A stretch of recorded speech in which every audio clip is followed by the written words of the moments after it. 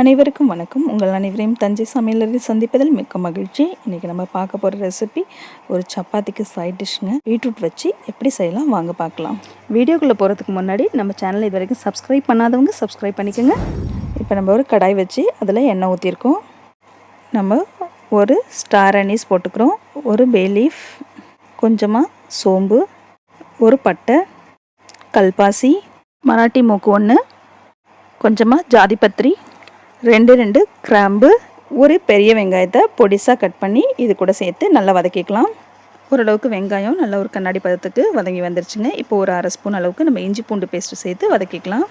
நான் 2 பொடியாக கட் பண்ண பீட்ரூட்டை இது கூட சேர்த்து நல்லா வதக்கிக்கிறேங்க. ஏன்னா பீட்ரூட்டில் கொஞ்சம் பச்சை வாசனை இருக்கும், அது போகிறதுக்காக நம்ம கொஞ்சம் முன்னாடியே சேர்த்து நல்லா வதக்கிக்கலாம். இப்போ நம்ம இது கூட 2 தக்காளி சேர்த்து நல்லா வதக்கிக்கலாங்க.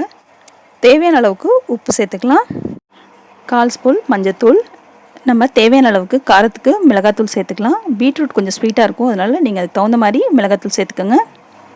1 ஸ்பூன் அளவுக்கு தனியாத்தூள், அரை ஸ்பூன் அளவுக்கு கரம் மசாலா, நான் அரை முடிக்கும் கொஞ்சம் கம்மியாக தேங்காய் எடுத்திருக்கேன். அது கூட அரை ஸ்பூன் அளவுக்கு சோம்பு, நான் 2 ஸ்பூன் பொட்டுக்கடலை எடுத்திருக்கேன்.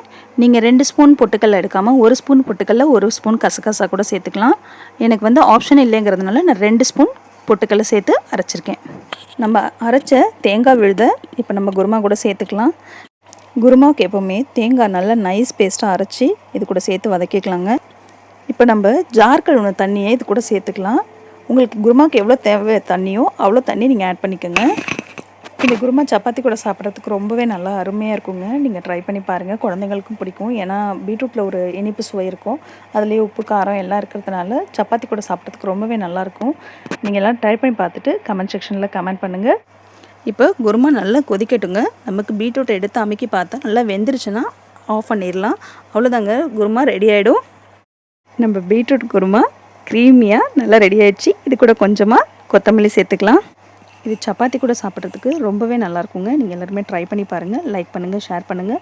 சப்ஸ்கிரைப் பண்ணாதவங்க சப்ஸ்கிரைப் பண்ணிக்கோங்க. உடனுக்குடன் நீங்கள் வீடியோக்களை தெரிந்து கொள்ள பெல் பட்டனை ப்ரெஸ் பண்ணுங்கள். நன்றி.